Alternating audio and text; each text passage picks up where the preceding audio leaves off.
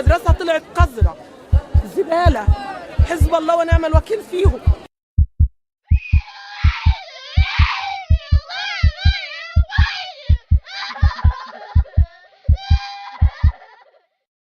انا هذه مدى 4 شهور ولا جا له انفيكسين لور. حنا ما عرفناش بلي المعلمه كدير له شي حاجه. التحرش الجنسي اغتصبت لينا ولادنا، هذه بنت الحرام، وكتشيفهم وكتوري لهم شي حركات.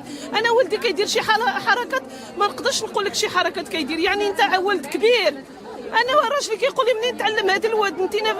كيقول لي انت نفستي لي ولدي وانا نفسد ولدي. كيقول لي منين تعلم هذا الشيء؟ واش كيشوف التلفازه؟ حنا يا حرام، حنا يا مسلم، واش نديروا هذاك الشيء في التلفازه؟ ولدي انا تعلم في المدرسه، تعلم هنا، تعلم عند هذيك المعلمه بنت حرام. هذه راه خصها تحاكم، ما غاديش نقول لك لا راها مريضه نفسيا. الا ما هي مريضه نفسيا مرضتنا ولادنا، حتى حنا دوك ولادنا مرضوا. واش انت ولد عنده 3 سيونس ما كيقدرش حتى يهضر، ما يعرفش يهضر، شنو غادي يقول لك من غير الحركات؟ كيدير الحركات وصافي. مرضوهم.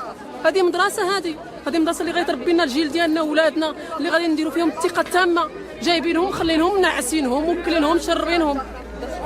الله يرحم لكم الوالدين، يخصها غادي نوقفوا على هذا الشيء. هاد المره وقع لهاد الولاد، المره الاخرى ما نعرف من غادي يوقع. هذيك المره شدوا ليا الولاد بيناتهم، يمكن كيشوفوا هذاك الشيء من المعلمات. الله يرحمكم الوالدين، يخصكم توقفوا هذا الشيء. ما بغيناش الولاد غادي يضيعوا، غيعقدوهم في الصحه ديالهم. هذا الشيء كيستروه على ولاد المغاربه، كيستروا عليهم، ما عرفناش علاش. كنمشيو نشدو كيقولوا لنا سكتوا غادي نعدلوا هذا الشيء. كل شهر تقريبا نشكيو هذا الشيء ونهضروا نديروا اجتماع، يقولوا لك هذا الشيء ما يوقعش لولاد. هذا الشيء نتوما ولادكم ما مربيينش، ولادكم ما فايرينش، ولادكم ما مربيينش. اللي حصل اللي بنتي بقى لها كذا شهر بتشكى من جسمها من الداخل وانا ما اعرفش. فاتارين المدرسه بتعمل معاهم يعني شيء فظيع وانا ما اعرفش. بس حزب الله ونعم الوكيل، مش عارفه، مش هقول اكتر من كده. انا عايزه حق بنتي دلوقتي وحق العرب دول. هو احنا هنا عشان مسلمين ولا ايه؟ مش عارفه هنهرب بيهم فين. احنا مودينهم المدارس عشان تبقى امان المدرسه. المدرسه طلعت قذره زباله. حزب الله ونعم الوكيل فيهم. Donc oui, les parents et les enfants doivent être pris en charge par une équipe psychologique afin de ne pas créer un chaos familial et puis tout un drame autour de ce qui a pu se passer, parce que l'enfant qui a été touché va forcément aussi avoir des répercussions, forcément dans l'ensemble de la fratrie. Il pourrait y avoir des répercussions où les autres frères et sœurs pourraient aussi mal vivre cette situation. Donc il est important de faire face rapidement à la prise en charge psychologique pour tout le monde, toute la famille, l'enfant et les parents bien sûr. Donc moi ce que je pourrais dire aux parents, c'est qu'il ne faut pas culpabiliser, car ils ne sont pas responsables de ce qui s'est passé. Ceux qui devraient avoir honte, ce sont les agresseurs, qui avaient la responsabilité des enfants. Donc là je pense que la justice doit faire son travail pour mettre en lumière ce qui s'est passé, et on leur fait confiance pour que les faits soient restitués et justice soit rendue. Donc ici pour les enfants, bien sûr, je le redis encore une fois, il est important qu'il y ait un nettoyage qui se fasse au niveau des chocs post-traumatiques pour éviter de laisser des traces.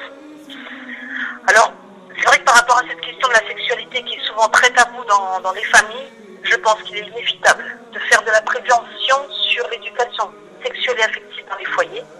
En tant que parent, chacun a la responsabilité de faire ce travail qui est la meilleure des préventions possibles contre les abus sexuels. Faire de la prévention n'est pas de faire peur aux enfants, mais de les accompagner dans le développement de leur future vie de couple. Il faut être conscient d'une chose. Alors, soyez conscients que la sexualité, ça fait partie de la vie. En la rendant tabou dans les familles, vous ne pouvez pas demander à un enfant de maîtriser ce qu'il ne connaît pas, mais plutôt le responsabiliser en communiquant sur ce sujet avec lui, bien sûr avec vos valeurs. Donc là, moi ce que je recommanderais vraiment, c'est que quand il y a des situations d'abus sexuels, bien sûr, on a la chance d'avoir des outils aussi pour travailler sur ces chocs, pour pouvoir les nettoyer.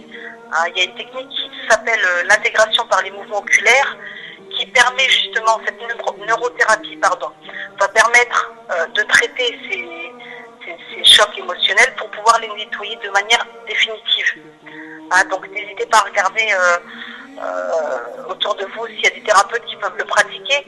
En tout cas, moi, tout ce que je peux vous dire, c'est un outil qui est extraordinaire parce que ça va vous permettre, bien sûr, de retrouver une vie de famille qui est complètement normale, de nettoyer ce qui s'est passé et de manière définitive, Inch'Allah, ça va être nettoyé et puis le cours de vie le reprendra, j'espère, en tout cas pour ces familles qui ont été touchées et puis pour les enfants. Voilà.